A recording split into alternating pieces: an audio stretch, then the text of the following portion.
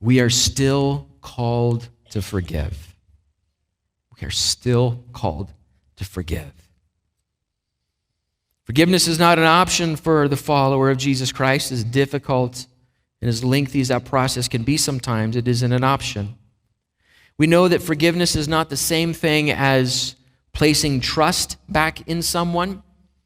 We know that forgiveness is not the same thing as the immediate restoration of that relationship, though all of those things can still happen.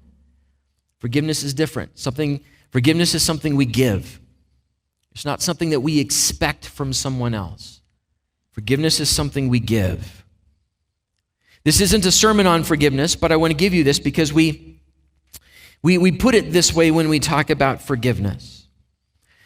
Forgiveness happens when I release my claim on the hurt done to me as I lay it at God's feet. I am now free to release the situation and the person to God and learn to move ahead with mercy instead of bitterness. I believe that this is a fair representation of the biblical notion of forgiveness.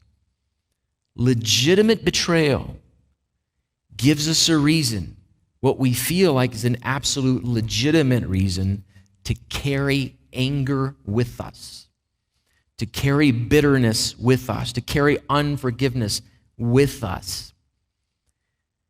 But bitterness and unforgiveness are like drinking a bottle of poison and waiting for the other person to die. It sits in us and it tears us to pieces. We are still called to forgive.